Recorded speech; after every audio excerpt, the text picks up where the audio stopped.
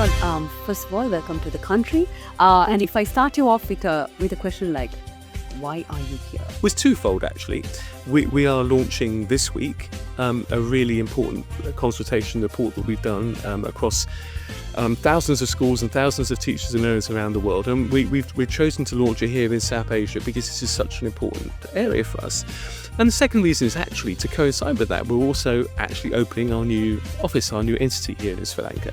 Sri Lanka is a really important country for us, one that we want to do a lot more work in. We understand there's a lot of focus on education in this fantastic country, and we want to be part of the narrative around what that could look like in the future. I'd like to ask you a question that, more in line with your plans here, because when it comes to Sri Lanka, we're a country that's having accelerated growth right now, and learning and education should also be pillars contributing towards this. So in order to make our country more future-proof, how or what does it mean to be future-ready in terms of learning? Okay, that's a big area of focus for us at the moment, so I'm sure you appreciate.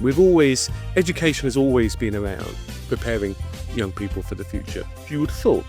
But I think that with so many things happening at the moment, there's so many changes in the world at the moment, that question is our education system really developing the learners that are ready for the future? There is a huge amount happening. So actually what's quite interesting is we regularly ask our schools and teachers what they feel about the future. We were determined to kind of engage our community in asking that question.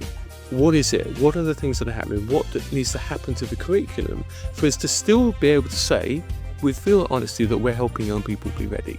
This might be an unfair question, but what does curriculum design even look like against that backdrop? We, as a matter of course, review our curriculum on an ongoing basis. But you're absolutely right. At the moment, it feels like the need to do that is greater than ever. Where do skills need to be really much more clearly laid out in the curriculum? Because actually it's in that area. It's in the area more than it's not just what you know, but what you can do. So the curriculum has to change. The curriculum has to be much more explicit about where skills are in the curriculum, what it is that you're developing. Learners themselves are getting very demanding now about what they're expecting for the future. So the school has to change what it does as well, still fundamentally at the place where great learning happens, with a teacher at the heart, but with a curriculum that's much more focused not just on subjects, but also on the skills as well that young people need. Education plays a crucial role in future-proofing ourselves. We spoke about all of this and more with Rod Smith. Stay tuned.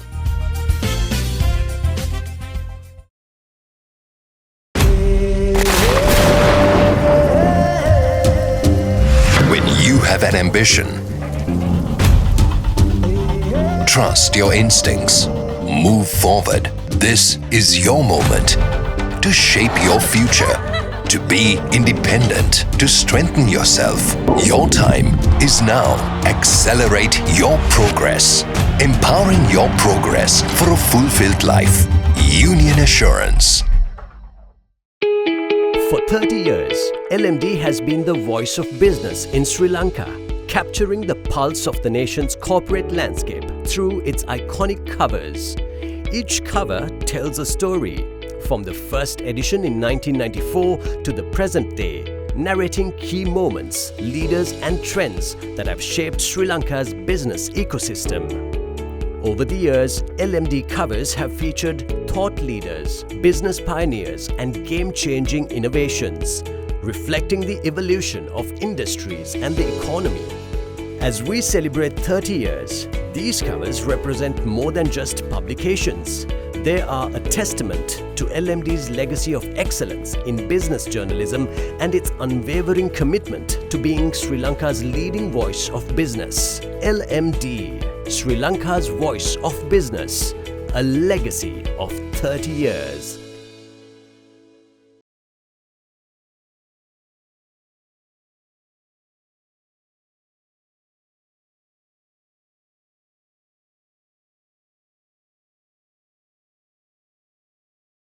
Hello and welcome to LMDtv. The topic of conversation today is future-ready learners. And I'm here with Rod Smith, who is the Group Managing Director of Cambridge University Press and Assessment. Welcome to our show. Thank you. Nice to be here. Lovely. So, Rod, first of all, welcome to the country.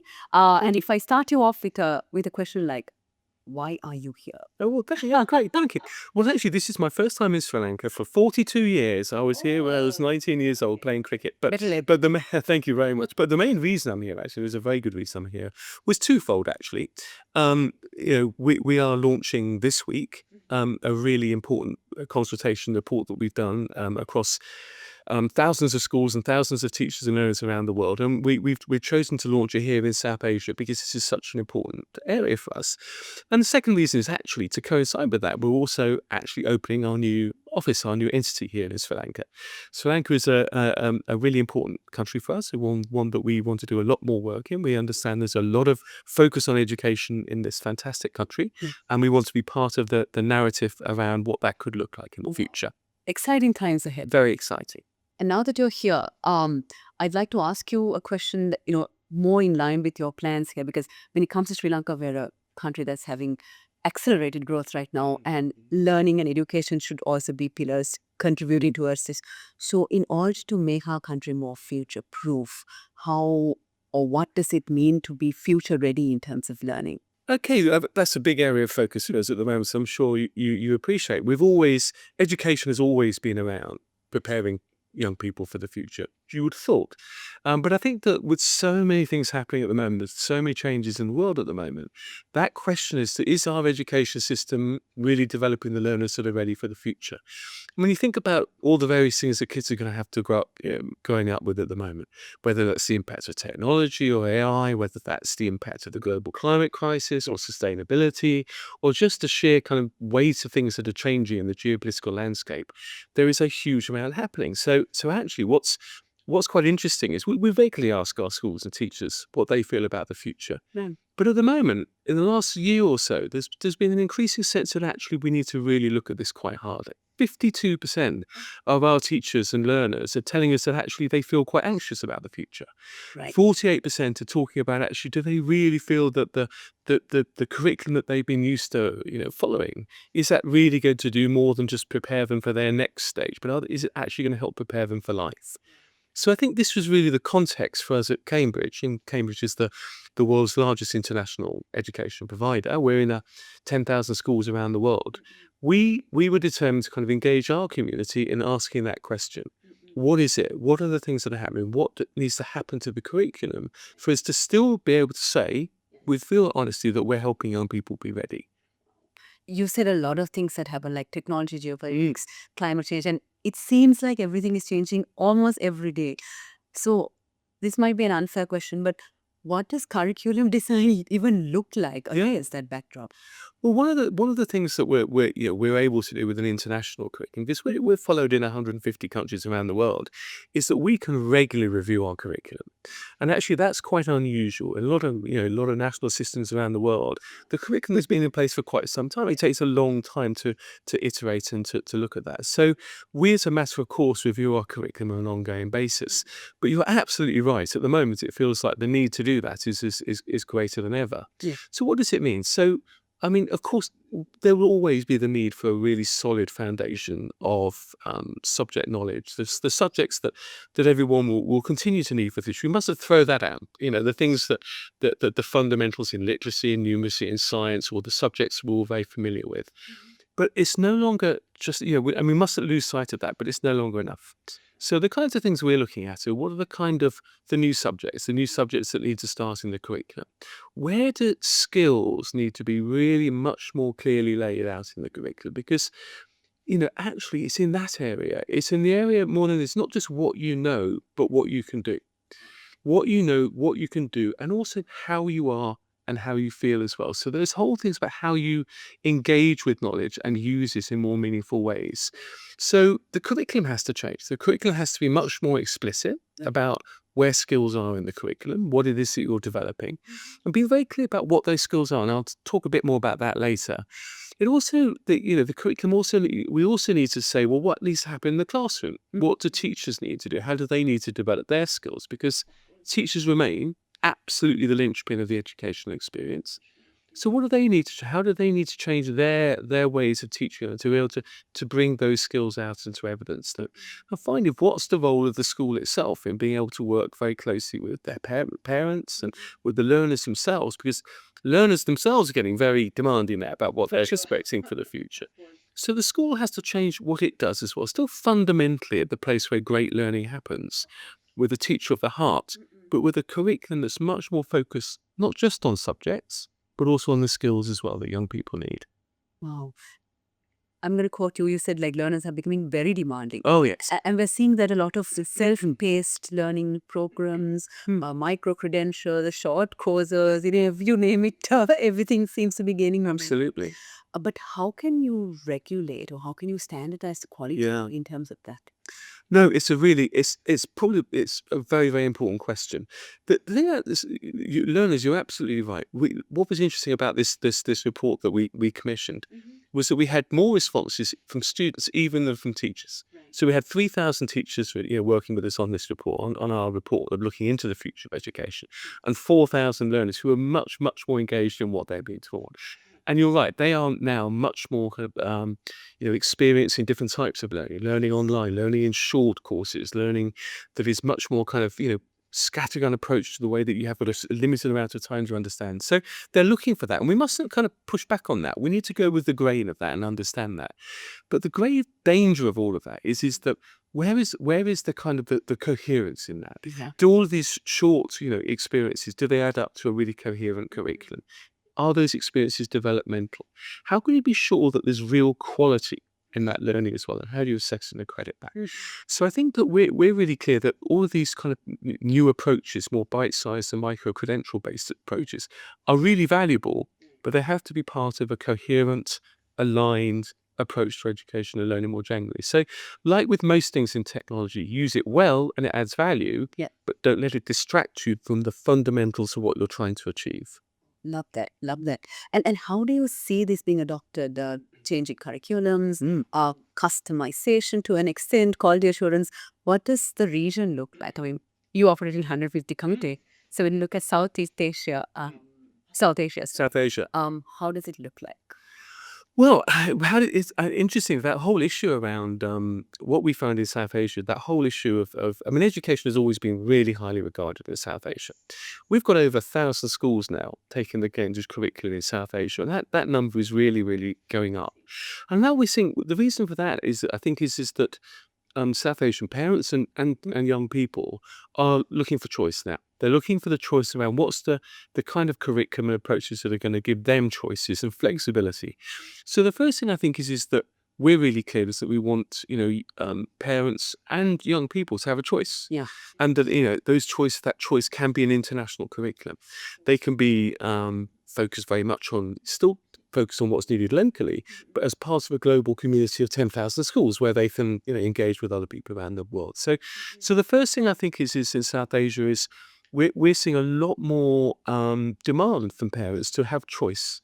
We're seeing significant growth across Southeast Asia and South Asia, I beg your pardon, of different kinds of schools looking to international education for the first time, and looking in particular, and this is the important thing I think, for evidence not just of knowledge but of those skills that I talked about earlier. So we've been launching quite a number of programs here around things like entrepreneurship and enterprise. Yeah. A really popular program that we're running in. And very vital for this part of the world. Completely. I mean, I think if nothing else, I think we should be clear that whatever industry looks like, whatever society looks like in the future, it isn't going to look like what it does now. No. And so that whole openness to innovation and creativity and enterprise is incredibly important.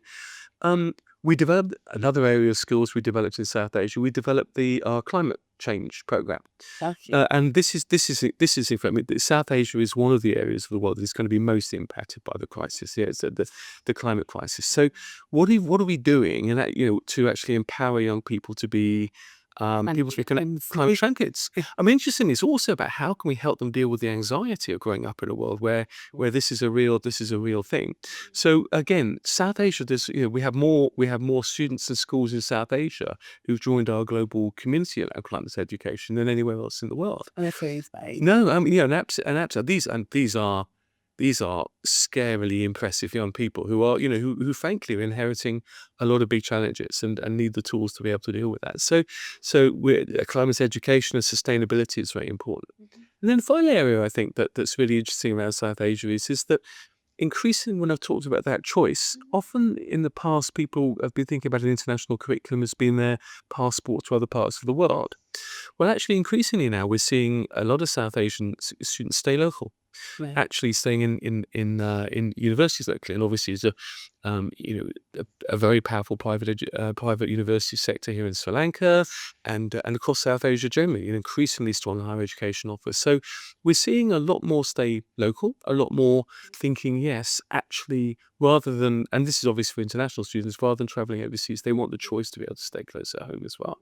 So thinking globally and acting locally. Well, absolutely. And thinking globally and acting locally never is that more true than in the world of climate, actually. The science, the underpinning science is global. The solutions have to be local. It's time now to take a very short break. We'll soon be back to talk more about future-ready learning.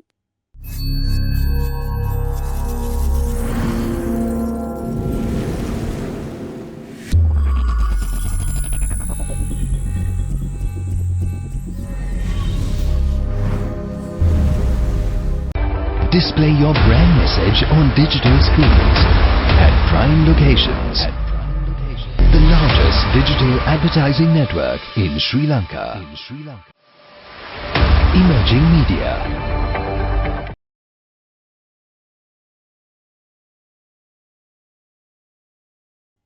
Welcome back to the show.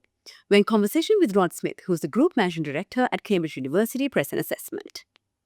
And looking at all of this, I mean, the needs and the demands of South Asia, what would you say? I mean, if I asked, there was the question, what would you say are the main challenges that schools or universities or governments have to really tackle to ensure that we enable future-ready learning? Well, I mean, there are challenges. I often resist the language of challenges because I think you have to reframe them as opportunities. You have to reframe them as what is it that we're going to do as schools and as teachers to kind of face into these issues. And there's no doubt that whole teacher readiness for this agenda is important. We're working very hard at helping with teacher training and teacher development, and actually even pre-service programs to help teachers be ready for these challenges.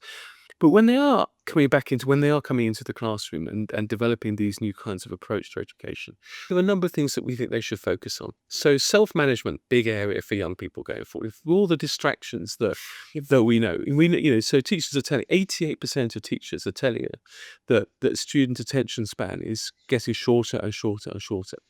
And actually, that's having a material impact on how do you deliver that real deep learning, those applications of knowledge that is necessary. So self-management skills are one of those critical things that we're going to have to develop in the classroom. How do we help young people balance all of those different distractions and focus down in at the right time on what they need to do for deep knowledge? We still believe in the importance of subject knowledge, but what about things like communication and oracy? We believe this is a really important skill going forward.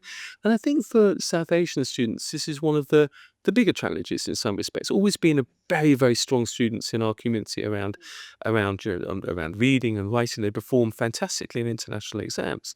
But often the area that is most challenging is in the area around speaking and listening, around oracy. And of course, so much of what we're going to need in the future is our interpersonal skills.